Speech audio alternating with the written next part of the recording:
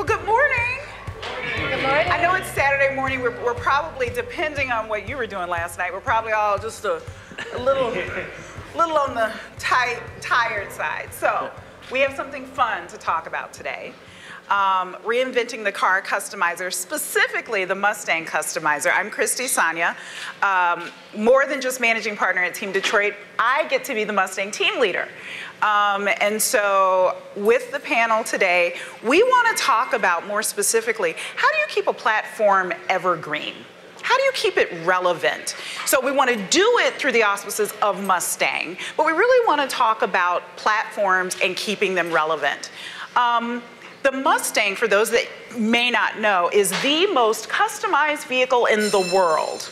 And so that doesn't sound all that interesting, but it is, because it is the one vehicle that other third-party companies have created more parts for in order for customers to make it their own. There's no other vehicle that can say that. So how do you build on this passion of customization? How do you build on this love of the sports car segment? So that was something that we realized that we could have an opportunity with, and it was just, what do we do with it? So today, because we are talking about something that's really, really fun, but there is a lesson in it. There are 3 things we want you to take away. Identify the passion point. Whatever it is that you're working on, what is that key consumer insight? What is that key passion that you can capitalize on and make work for you? 2, launch and listen. So we launched this tool at a time when platforms were very different. But what we kept doing was trying to figure out what was working, what wasn't working, how can we fix it, how can we tweak it, and we've continued to do that to keep it relevant. And lastly, continue to push boundaries. So we say that all the time, but you really have to. You have to continue to investigate and research and figure out how can we push this. With Mustang, for instance, one of the things we looked at is, well, mobile. Okay, everyone's using their phone. How can we make it more mobile? Gaming popularity. What can we do there? And then any and other new platforms and ways of doing things. So 3 lessons: passion points, launch and listen, pushing boundaries. And now what I'm going to do, I get to be the moderator with all of these other smart people on the panel, and we're going to take you into the world of Mustang.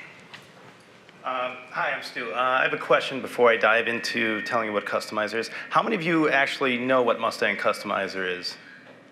How many of you have downloaded the app? That's not good. That's not good. All right. So you gotta tell me what it is. Mustang Customizer is obviously a place where you can express yourself through the customization of Mustang. But what I'm going to do is go back to when it started, because I think what really is cool about this is it started, we started thinking about it in 2008, building in 2009, launching in 2009 for the launch of the Mustang. So it's 2009, you know, there's no real phone or tablet world exploding just yet. And we're trying to figure out a digital way to launch Mustang, because the other parts of the agency, they're creating videos and content all around, you know, unleashing the Mustang in various places, such as Japan. Really, really cool shit. So the team came up to me and they said, we have an idea. It's because the most customizable car out there, we should do a customizer. I thought, well, that's pretty stupid. It's like, I don't like that at all. You know, it overlaps so much with build and price. And they're like, no, no, no, it's not build and price, and that's really what helps. Is build and price can be work. It can be tedious at times, depending on the OEM. But we really wanted to lean into making it fun, and just as importantly, making it about community.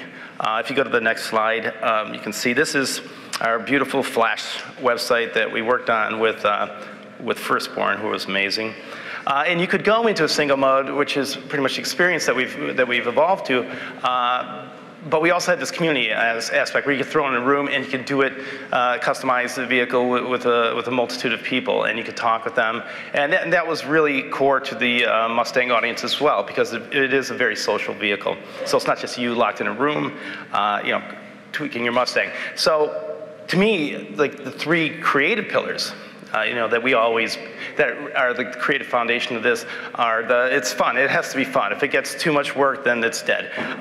It has to be social, and there has to be a bit of utility. We're not leading with the utility, but if you spend enough time with it, if it's sticky enough, enjoyable enough, you're going to like the vehicle. So hi, I'm Andrea. I work at Ford, and I'm just going to take you back just a little bit on the business side. I think it's important to understand the business portion of this as we think through the evolution of Customizer. So in 2008, Camaro came back, relaunched into the sports car segment. By 2010, Mustang had lost its 25-year sales leadership in the segment. So the pressure internally at Ford to deliver sales, to deliver share, was huge. And so when you think about something that's built to engage with consumers and doesn't drive necessarily to transactions and sales, I mean, you really have to feel confident about the experience that you're delivering. And so by that, I mean, you have to understand your customer and that key customer insight so well and be able to pay that off in the experience. So when we push forward to do the generation 2 of Customizer in 2012, we saw things like Camaro in Transformers. We saw all these other market factors in play, and we still continued to reinvest in this tool because of the success of the community and the fun and the engagement of it. And so one of the things that we really, if you want to go to the next slide, that we really did was build on the success of the first generation. And so by that, we took it to mobile devices. We took it to tablet devices. We used these new social platforms that were coming into existence. And if you go to the next slide, you can see here some of the screen grabs of how the tool came to life. And so we really pushed forward in trying to get that community to do new and different things with the product. And so this is an example of when we took that everywhere. So, you know, Mustang, instead of just being on a desktop experience, it was really on all those devices, but also out of home billboards like this, where you could touch and feel the product. And I think that is something that was so important for us to be able to deliver, because if you get in and engage with the product in this experience and really have that positive experience with the brand, it translates into those things that we needed to deliver from a business standpoint.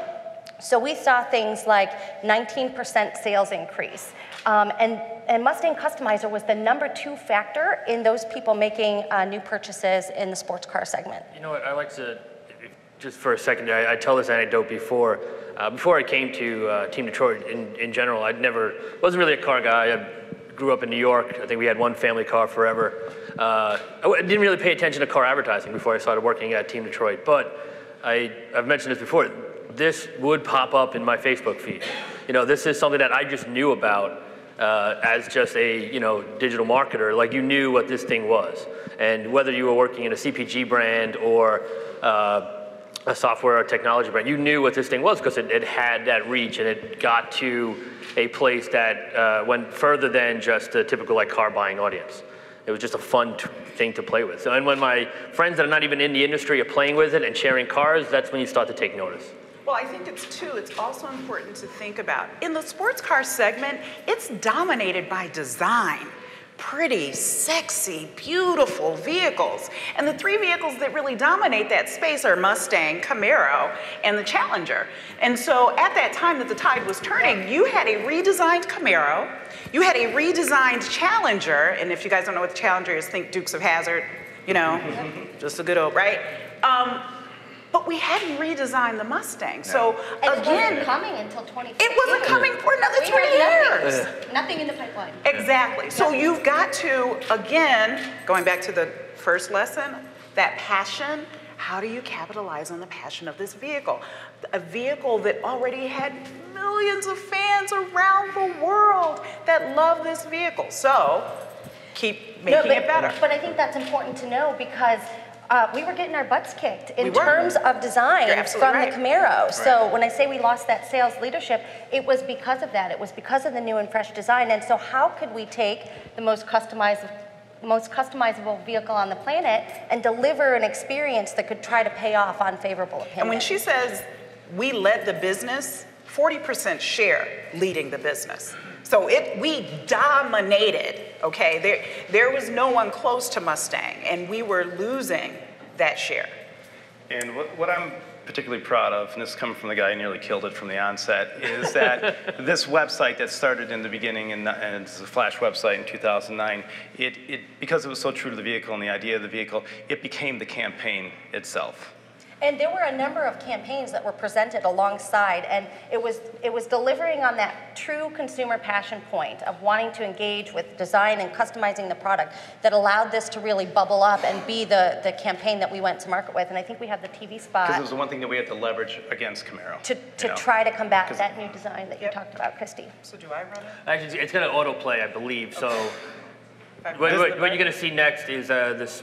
You want to explain the spot? Yeah, it's just a broadcast spot. It was cool that Jon Favreau directed it. You've probably seen that, and it should have made you download the app, so for shame. But if you haven't, hopefully you'll like it.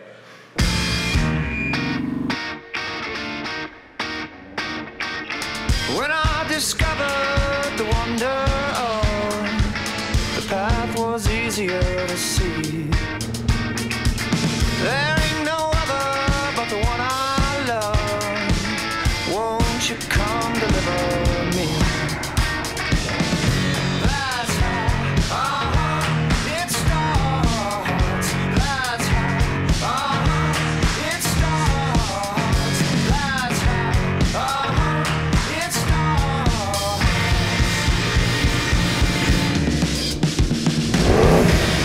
Everyone has an inner Mustang.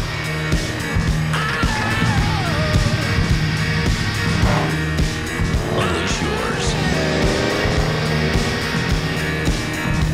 The new 2013 Mustang. So with that, I mean, we did see the sales goals that we needed to achieve. We saw increases in favorable opinion, increases in sales, increases in our Mustang Facebook fan page, which at the time when organic reach was critical, I mean, we were really delivering on the numbers. So much so that Jim Farley spent some time. Who's Jim Farley, Andrea? Oh, well, he is, he's the head of marketing at Ford. So he and his kids spent time with this tool over the weekend, and he came to our team and said, great guys, what's next? And I think what's key here, if you look at this slide, is, again, those pillars of being, fun, social, and having utility in it. I mean, it had to get more and more social, and so it has, and the platforms have become much more visual. So we always have to allow people to express themselves, but then for the love of the God, get them to share it so they can pull others to the experience. Where to now?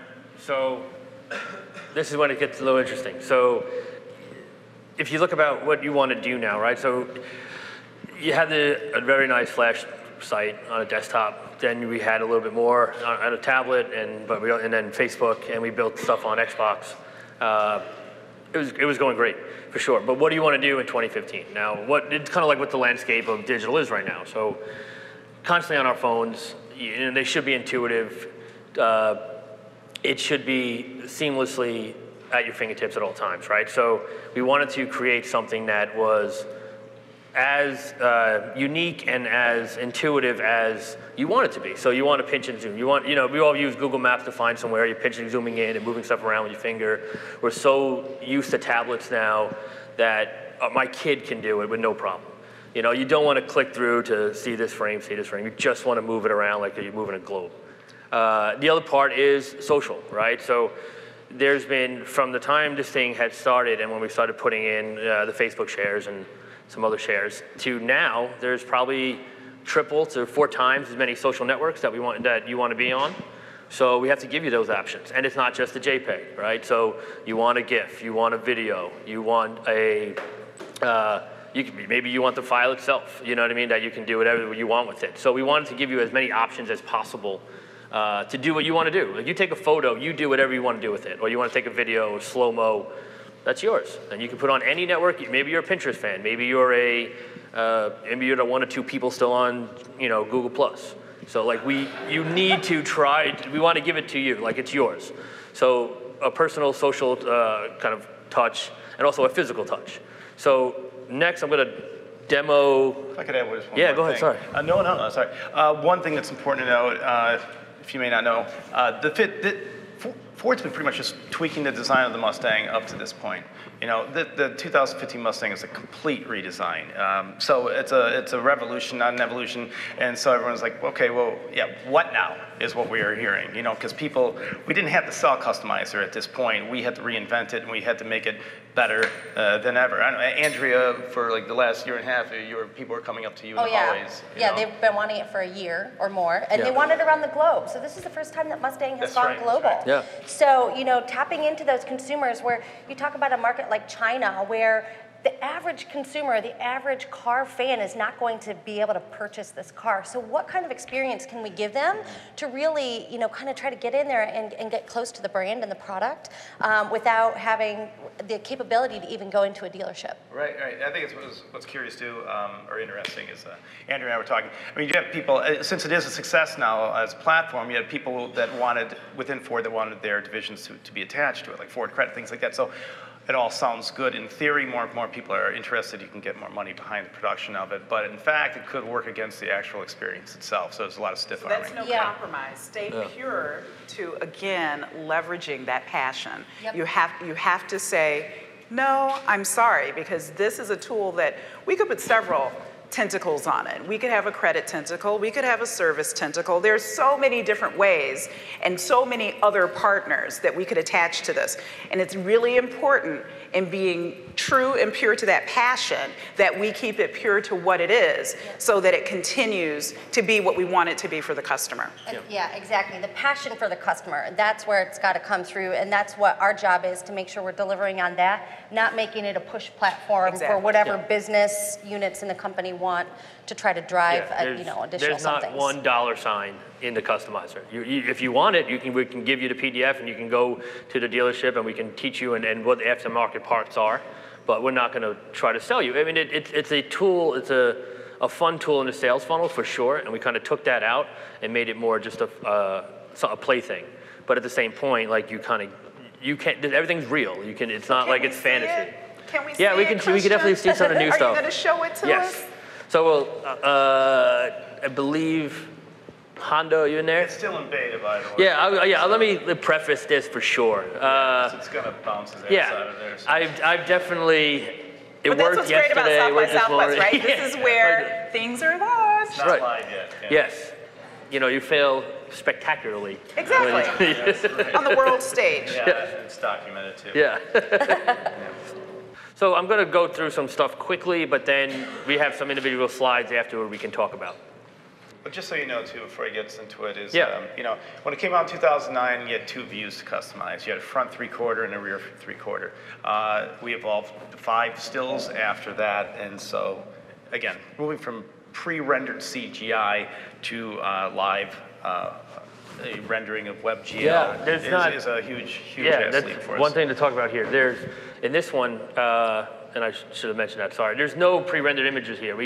All the CGI is live rendered, right? So then it's squashed down through our proprietary system and then imported into WebGL graphics. So to get it to the phone, then it's wrapped into Cocoon.js and we've got it running here. But once the site comes live, it's totally a WebGL site, fully 3D, nothing, it's gonna be very light. I mean, the last customizer was 100 megs.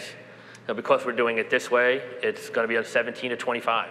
So you can do that on your just probably 4G at a certain point and download it anywhere, which is pretty outstanding. And I'll tell you, Christian, the cool thing for me, the affirmation was yesterday I attended a panel by Google talking about the future of mobile web 3D, and they talked exclusively about WebGL. So, you know, I'm texting these guys saying like, yep, we're on it. That's what we're delivering with the next iteration of customizers. So it's so cool to come to a place like South by and really get that affirmation. Especially from Google, Yeah, especially from some leaders in technology, but also dedicated to the research that all these guys did a year plus ago in order to find the right tools to use to deliver. Right, and it's uncomfortable, right? So we have to push the boundary, and a big reason why it's not live and it's in my hand is that there's 58 open source libraries in here that we're using, and Ford is usually seeing 3 to 5.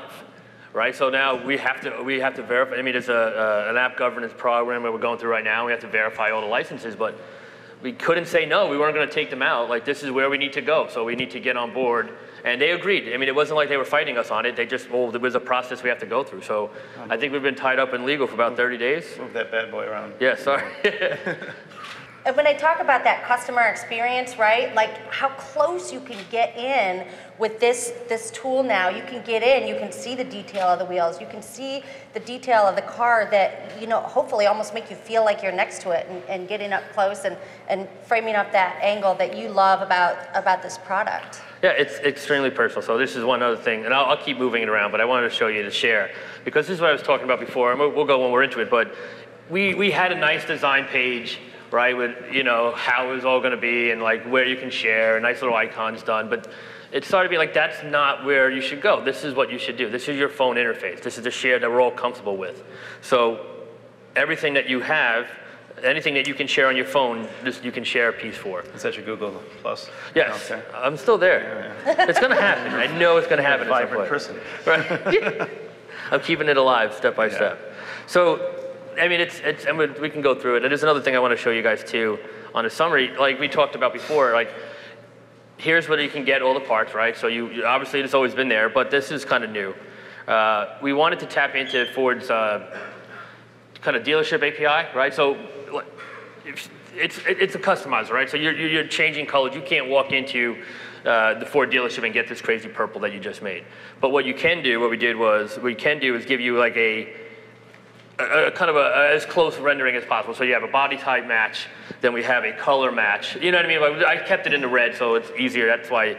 I mean, obviously I'm not on my location services, or it'd be a bunch of Austin places, but you can kind of see like these are the dealerships right here that you can. This car is about a 70% match, an 80% match. Here's the base model. Now here's your parts. Take it and go. But that's all still tied to this customer insight, right? Trying to get virtual to reality, and if it's something that, you know, they've engaged with the product and now they're interested in hopping in one for a real test drive, you know, trying to make that as easy as possible. You know, you talk about all the social sharing, using things like AppLink to just make all this seamless integration of the customizer tool to everything else you're touching in your everyday lives is a goal that the team really strived to deliver. Yeah, I think it's nice that we do have that nice next step to the dealership, but you notice it's not going to be, we're not going to hit you with a little pop-up within the experience. If you're in the garage, if you're looking at summary and you have a purple GT convertible, we might let you know that just down the road there's a red one, you know, so then you can use your device, talk to the dealer, and ideally just jump in that vehicle. So we consider it more of an offering, you know, than a hard sell. We can move on. I mean, we want to talk about this, but I don't want to keep the demo if I have. Yeah, there's so many things in here. I can, if you want to come up to me afterward, I can pass it around. I got it on an iPad in the back too that I can give you. I think what we're going to go through now are some of the things that aren't in the app just yet. Like this is the garage right here, which looks pretty badass, I think. You can move that car around. You can store your other cars, like your Tony Stark in the background. Because it's not out yet, we have slides now to take you through some of the offerings that are going to make this more socially shareable. So what we'll first, like Stu said, I mean, we're not launching a desktop. I'm sorry, let me start that again. We are launching a desktop experience. That is last, right? So we're going iOS first, Android market, and then the desktop, right? So it's a totally different way of thinking, because we're still getting, people today are still on the app, and there's still a couple hundred a day getting customized. So it's going to be a clean. You see the numbers here. We've had 1.6 million downloads of the previous version of the app. We've had 10 million site visits to the desktop version, and we've had over 5 million vehicles customized. So, you know, when we think about the number of touch points with consumers, it's massive for us. This app will be available in 26 different languages across the globe.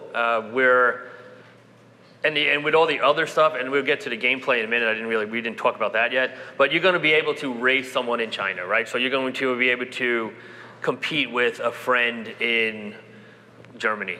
It's going to be seamless. Once all the languages are in there, it's a very simple process. And when we get to the gameplay, we can talk more. But it's the first time the car's going global, so gosh darn, the app has to go global as well. And the community goes global. Right. Yes. And when we say the car going global, that is the vehicle available in markets other than the US.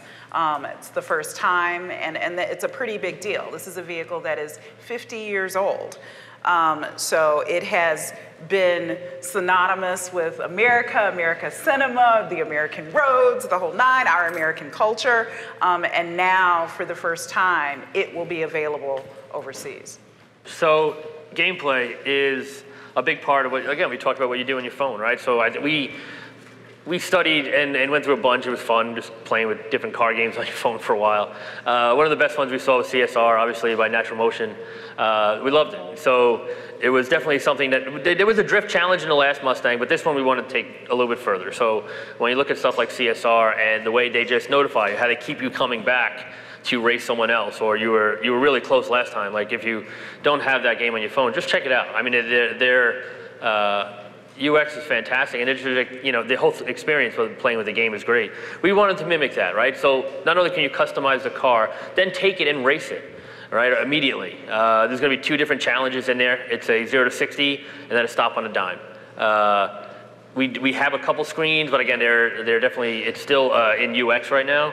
But one thing I want to add, when you like pushing boundaries, right? I think about the car customizations that happen that are beyond just the sheet metal, right, and beyond just the aesthetic, and that's, you know, engine tuning, all of that stuff, and using a tool like a game allows us to get into some of that under the hood customization that we hadn't had previously. And so going back all the way to the consumer again and continually delivering on what's important to them manifests itself in something like this game, and then allows us to deliver even more of that customization. And brings in more of a sticky element to it as well, because we're going to use the game, we're going to gamify the experience. So people have liked to customize it historically, right? But there's only so many times you're going to go back into that app and change the decals and the paint. So now what we're going to do is we're going to keep some parts and some models locked within. So you're going to, you know, as you challenge friends, as you randomly play somebody in the Ukraine, you know, it's going to unlock not just maybe the GT, but ultimately performance parts to, again, as Andrea said, get beyond the aesthetics and get right under the hood. Google Maps. It seems simple. But it wasn't in there yet, right? So there's going to be basically anywhere you want to put the car, you put the car. You know what I mean? We're going to have some, we're going to help you, obviously help you place it so it's not like on top of your house, but type in any address that Google Maps will allow you to do, and then you can take your customized car and see it right there. So maybe you want your driveway, fantastic. You want to see what it looks like next to your wife's other Ford car, probably. Or if you live in Detroit, another US American car. Or you can put it in underneath the Eiffel Tower, you know? Like, why not? I mean, if you can do this and you can simply do this on your phone, then we should do it with a customizer. And this really speaks to, again, having that more personalized product. If you're just taking, you know, 1 of 3 backgrounds in a certain angle, prescribed angle of the Mustang, it's only so compelling, it's only so personal beyond what you name it. So this really gets the gears going. This opens up a lot of possibilities, and I think people are going to have a lot of fun with it. So. Hopefully good, clean fun. Yeah. Exactly, right. Right on the Strip in Vegas. Yes. So, and this just nods to the fact that it's already out there. It's living on these visual platforms, which again, as recently as 2012, when we last had a strong you know, launch of Mustang Customizer, they weren't there. So to allow for people to move the vehicle around, pick their angle, you know, seamlessly bring it into Instagram, shit, that's something that we haven't had before, and something that we really wanted to, again, allow for that, for the real creators out there to put something forward that was unique to them. There's going to be a specialized capture feature, which I could have showed you, and I'm sorry I didn't. Basically, once you customize the vehicle, the capture feature allows you to take a video snippet or just a still, and then you can do what you want. So then we can actually, we're going to create a kind of sequence for you. If you want to take a video still, you can make it yourself, or you can do a pre-rendered, not pre-rendered, but a automated sequence, so we can do a fly around your car, so then you have this nice little 7-second or 10-second kind of piece that you can just do with it what you want. And the other great thing I missed, I think it would be kind of here, is that when you do share this, there's a product that Facebook put out about a year ago called AppLinks. AppLinks is a technology that they released in the wild to people for free, and we couldn't figure out why, but basically what it does is, if you're mobile to mobile, right? I mean, sorry, app to app on a mobile phone. So one day we share this thing, and you like it. I'm your friend, and I share it. Obviously, because it's built with AppLinks, it's going to take you right to the customers or right to the App Store. You're not going to have to go to a mobile browser experience. Facebook put this out and now it makes sense because on their Facebook network, anytime we run any ads on the customizer or we kind of retarget you to finish your car, you're going to come right to the app or right to the app store, right? So no more going to the mobile browser, having to launch it there, then come to the app store. Like, it's a very seamless one-to-one relationship because that's how phones should work. We don't, not that Safari's not a good program or, Chrome is good, but like I don't want to go there. If I want to go to the app store, if I don't have it, if I have the app, it should just open and be at the sequence at which I just saw. That's like another thing we just kind of added because again, it's human nature. Phones should work this way, so therefore our customizer should work this way. So now we open up the floor for any questions, comments. We get there? Yeah. So most folks in marketing, your clients have a particular rigor around how you handle their product imagery and are loath to give consumers control around manipulating that. What folks outside of automotive probably don't understand is the depth of the rigor that exists in that world around how you handle product correctness, product imagery. How did you talk to me about how you worked with Ford and their product people and built that level of credibility and trust around how their products are being portrayed and manipulated? Like, how did you get them to allow you to put this kind of control in the hands of the consumers? Well, part of it is I think the car looks good from every angle, It does. so that Yeah. helps. Yeah. But when we talk about this, it's nearly unlimited control. So we do heights and angles studies. We do things on figuring out what the best views of the product are. And so when you're spinning it, it does lock out. So if there's something that's perhaps not the best angle, the bad side of the car, if you will, we've locked that out. So you kind of spin past it so quickly you don't even know you miss it. But then it allows us to deliver to our management that we're really still in a bit of control, even though it feels like you have full control as a user, I feel like. Yeah, and honestly, we did get lucky because that was brought up to us.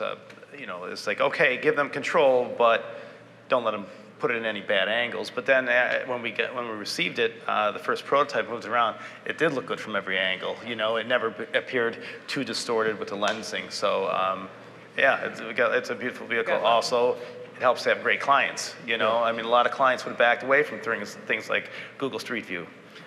Not Andrea. No. So yeah. No, but I think that's important when we talk about pushing boundaries, right? Like, we know that that's not going to be moderated, right? So by moderated, I mean there's nobody sitting at Ford checking every single submission through Google Street View and where a consumer has put it. We are putting some of the trust into our community to use the tool in an appropriate manner. And we know that there's risk if they don't, and we'll cross that bridge when we get to it. But I think it's some of the success of this team in delivering a product in the past that has really engaged consumers, and we really want to continue to push those boundaries. And so collectively we have to hold hands and say we're willing to take the risk. And yeah, question for everyone really. So obviously you have the agency side working with the client side. You shipped with quite a few features right out of the gates and showed us a preview of upcoming ones. How do you work together to prioritize what comes out in subsequent releases? I think for me, I've talked to these guys a lot. There is no shortage of ideas coming from these guys over here. And for me, I'm always trying to bring that voice of the consumer into the conversation. So I think of a normal bell curve, and let's really focus at the launch of the product in that middle, something that's going to appeal to the most number of consumers as the foundation. And then let's go out to some of those longer tail ideas as this platform continues. I mean, we're building it now. We're expecting it to live for 3 or 5 years. So we intend to continue to invest in it. And so I think there's opportunities for those ideas. Yeah. But the foundation needs to be strong. And you can be, there's a patience with it. Again, it's a platform. It's not a campaign. So we just go through it, prioritize, and then roll it out to keep it relevant. The MVP on this one is a little bit higher than it normally would be, right? For sure. It's got to be a lot more than viable to put this out there. But it's as a producer on the job, like I'm kind of looking at how long things are going to take, and then sometimes it's hard conversations. And I'm not saying there's not. It's like, okay, what do we prioritize? Does it need this or extra Y really? And we always have the user in mind. And then sometimes we have to kind of get out of our own way in a way. Like, so there's some stuff we really have heart for, but then is that really good? Is that really going to matter to launch with that? You know, yeah, like that's if it's not overly a thing. cumbersome, or if it's going to detract from the user experience in some way because it's too complex to kind of execute, I think that's what comes from really great ideation sessions where we want to try new things, but then we've got to bring it back to that user experience as well. Like a pure example, all the Google Maps. Gosh, I can't think if there was another one in there. License plate? License plates and something else were originally way after the fact of gameplay. But when we started looking at it, like, well, no, but that should be something that before we get to gaming, that's going to be amazing. We need to nail just what people want to do and have fun with and make it personalized. Then get it really personalized, then let people play and have gaming with it, right? So it's definitely reverse ship at, gosh, 8 months in for sure. You know, but it's, you know, you just have, you do due diligence and we talk it out, and Andrea's been with us since early discovery. You know, we started this project probably November or October of 2013. Talked to 6 or 7 shops around the US and globally. Had people in, got it down to 4, 2, you know, made sure we were all comfortable. I mean, we've taken many trips to Toronto to make sure to cement, like, you know, getting on board.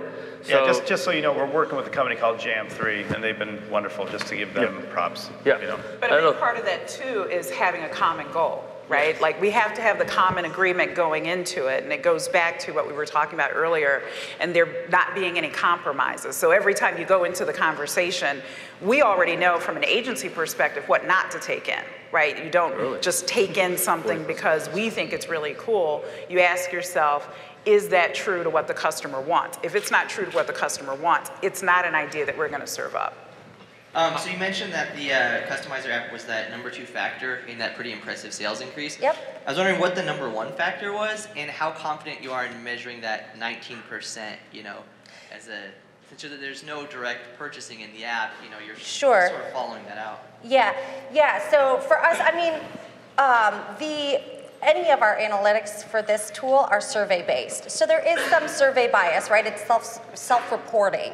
So a lot of times in the shopping process, what consumers are attributing to in terms of their research are like third-party sites or coming to a Ford OEM site and understanding all of the features of the product. And then this was something that they engaged in, you know, from the design standpoint. So it would really be those, you know, those primary sources of research information that were the #1 factor. So an OEM site or a KBB or Auto Trader, wherever they're doing their research, because about 1/3 of consumers never come to an OEM site. It's probably better for Mustang because, you know, we are a trusted source there. So that would be the primary place. Yep. Hi, my question's two-part. Is the product launch related to accessorizing the vehicle with OEM-approved parts, or is it open to like a SEMA forum where you take it to a SEMA show and actually showcase any type of product upgrade? I know OEMs tend to be nervous about putting those into writing and litigious about that. And then the second part is, are there any other vehicles coming through the pipeline, such as the GT, that would fall in line with this kind of platform beautifully? Sure. So the first, I can start. You guys can chime in. I want you to see what we can actually talk about. Okay. Yeah. So the first part, as far as the parts go, they are actual parts. So we work with aftermarket parts shops, and that's something that you know, they have the lead time in their part development. So we are kind of upfront working with them to get that CAD data before the products are even released.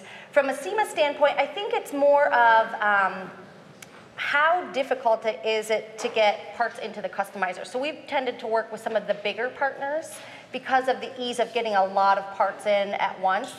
So it's not something we've avoided from like a legal standpoint or you know, a corporate concern. It's more of resource and time dedicated to working with those partners and getting it. Does Ford kind of outline that for you? These are the OEMs we approve, and you can use these, or no? I mean, no. It's on this team here to go out and find the right partners, the people who have their developments pulled ahead far enough for us to be able to support in the tool. And then in the past, we've added more parts as these third-party aftermarket shops are creating more parts, or Ford Racing is creating more parts, now Ford Performance.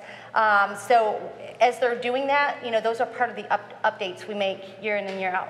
Yeah, because they're catching up right now, right? Yeah. I mean, this vehicle just went on the market, so now the Roushes of the world, now that they have the data, now they can actually create the accessories that they want to, that people can use to accessorize their car. And that's, to Stu's saying, it's kind of nice the way we're going to set it up with the gameplay, because as they catch up and get us parts, those are the parts that we can reward people with. The more we play, the more they interact with the app itself, because we don't want this one to be one and done, right? And it's typically not.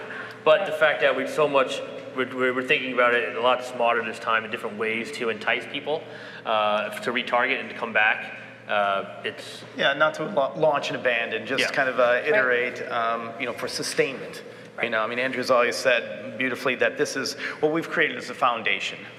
These other elements, the Google Street Maps, the racing, et cetera, the Roush parts that'll come in, those we can iterate on to, again, keep it interesting and give you another reason to come back. And then to your second part on GT or Performance or any of the other vehicles in Ford portfolio, everybody is asking us, right? Like, everybody wants to build on the success of Customizer. And so it's something that's in the ideation queue. It's something that we're constantly evaluating for both performance products or things like F-150 or things like Transit. They have a number of configurations. It's how do you bring those success factors into a consumer experience that's going to help them get a better understanding of the product. Are you able to co-brand then with companies that are in the OEM afterworld and maybe use that as a leveraging tool in the process? Bringing up the caveat of Ford with a Grady Turbo or any of those guys that, Brembaum, if that's offered on the Mustang, someone that has cachet in the industry? We've talked a lot about that. Yeah. We've talked about, you see the number of downloads here. It's almost, we could look at this as a platform for us to help other partners reach their consumers. Yeah, it's good for them, not just us to be in this platform. There's a built-in audience. So I would say it's not in the foundation as far as delving into some of those partnerships and really getting an understanding of Brembo brakes or something like that, but it's something we've discussed. Yeah, for sure. Yes. The fact that we are creating an advertisement that might support other advertisements is fantastic. Yeah, wouldn't it be great if this had advertising within and could self-sustain? Pays itself, right. Yeah. Okay, we've got a couple of other questions. I see one there and one there. Oh, a few more. So first off, I actually work at Fiat Chrysler, so I really hope the Challengers are more than Dukes of Hazzard. Who let you in? Check the door. Yeah, we didn't check that out. So my question though is, how do you balance what you're trying to accomplish with this platform against the other marketing efforts that Ford is putting on? For instance, at the auto show this year, we saw this beautiful blue paint on the GT, the Raptor, and the Mustang. And my understanding is they spent 8 to 10 months and hundreds of thousands of dollars developing that color. But this app lets you choose any color. So how do you balance what the objectives of the different marketing goals are? So for that, I think it's important to understand, Ford Performance is a group like the Mustang team is a group. And Performance has objectives, yes, they sell these premier vehicles and they're to be a halo. Mustang should be universal, should be accessible to anyone. And so we've got to balance the core of Mustang, in what this tool can deliver and not quite be as concerned about the other objectives in different parts of the organization, like Christy was talking about. We've got to be true to what we need to deliver to this enthusiast, to the tribe, and make it universally accessible. Since the full experience is really you have to download an app or you have to go to the platform, what have you found to be the most effective way to get consumers to actually download something? Well, for us, the great thing about relaunching this is that we'll launch it as an update on top of the marketing spend we had in the last version. So I really challenged these guys to make sure that we could do that and just, you'll get an update notice on your phone. So I think there's an existing user base. It's getting additional people in And for us, it's a paid component. Unless you know about it, you're not going to go in and download it. So we've got to get people there. Right. Sorry, follow up. Do you guys have like a light version to try and get people on the hook in order to? We did previously. Yeah. Yes, there will be a light version that's going to be on, say, high impact, like online display online. So homepage takeovers, in banner rich media. So small stuff that'll get you there, take you to the app store, download the app. We want you to start in some type of light your appetite. engagement and then push you in if you enjoyed it. Even when we saw the out-of-home experience where there was those touch billboards, that was a situation where you started there and you could pass your information. It would remember and pass all of those parameters into the actual app. So building those connections. We've got a question right here. Do you have any agenda to improve the renders? Because I believe, honestly, they don't do justice to the beautiful, legendary product that Ford has.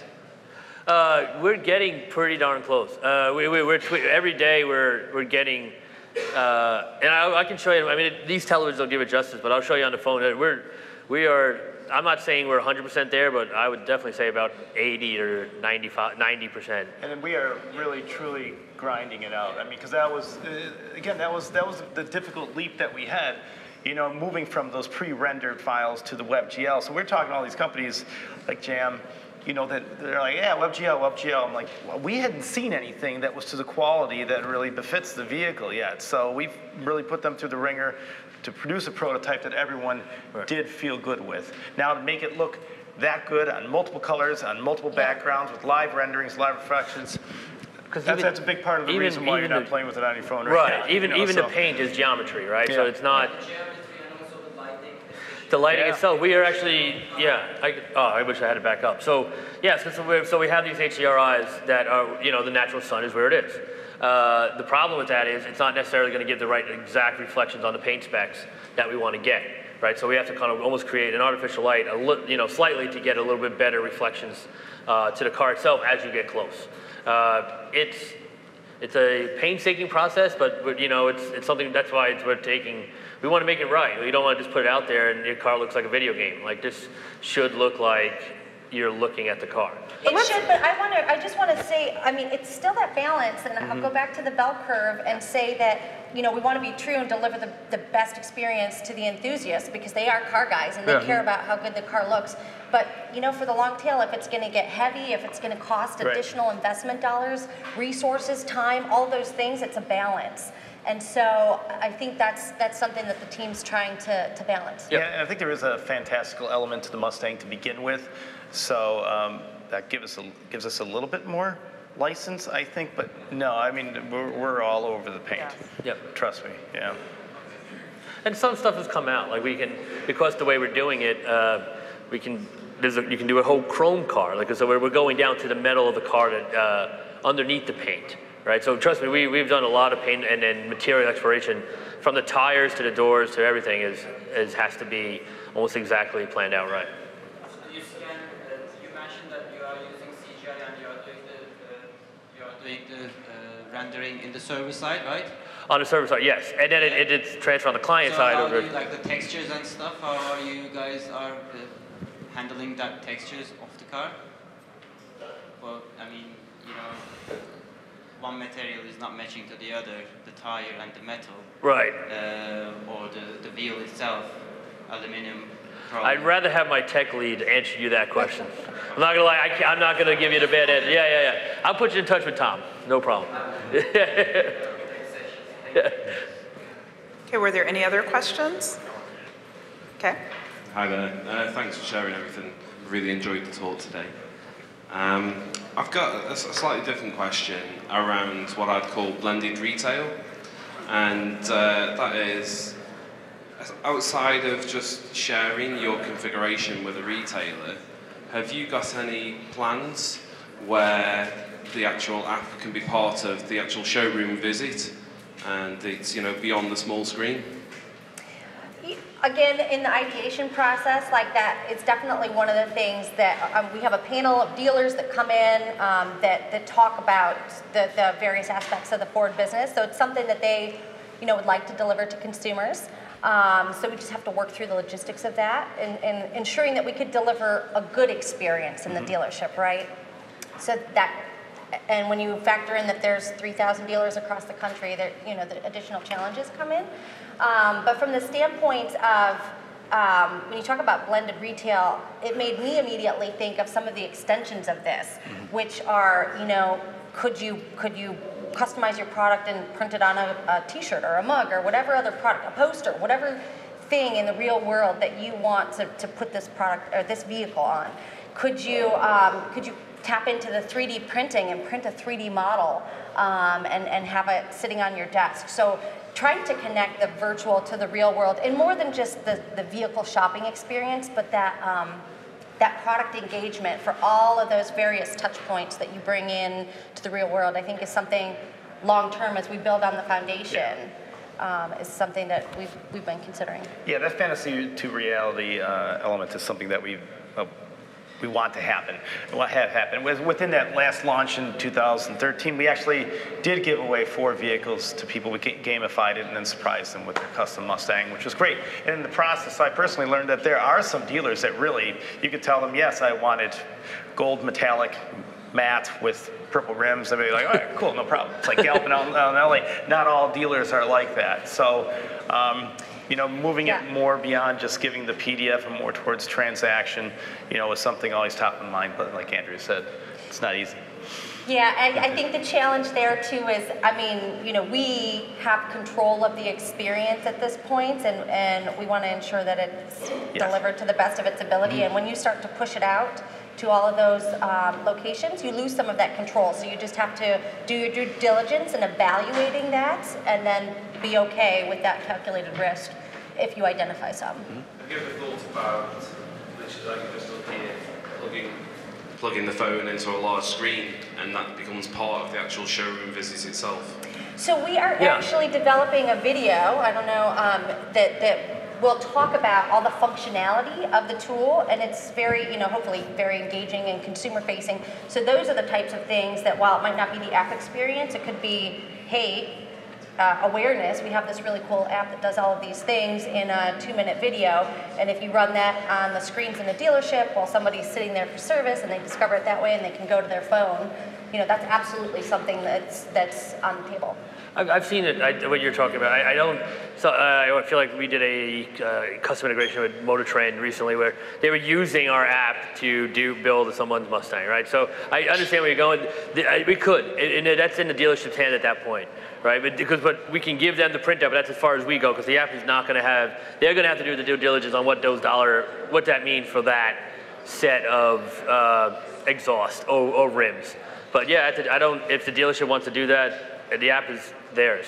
And back to, sorry, that's a great point, how we get the app out. Because we're almost doing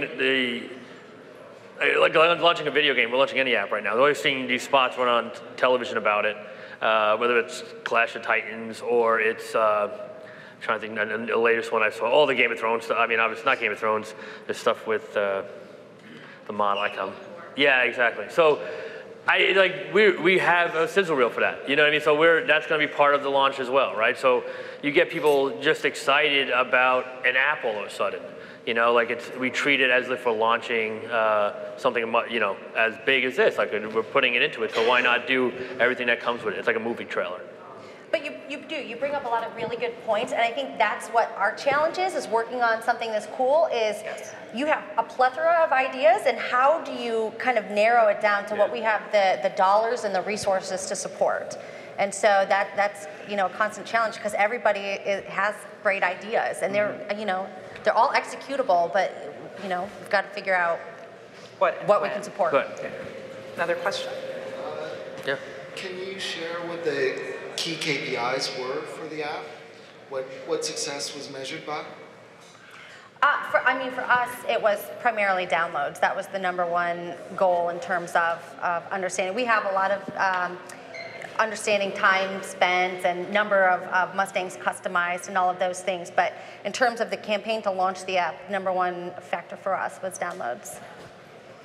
I know that when we gamified it a few years back and gave out those Mustangs, all those, what Andrew said, were certainly, important and help people build points, to get more, increase their chances of winning a Mustang. But there's also a lot regarding social sharing as well, challenging friends, you know, elements like that. We really wanted to not just push how compelling the social product could be, but get them active out there so they can organically spread the word. Just a question. Among all the media channels you're using for spreading your configurator, which one is the most relevant for converting into sales, in your experience?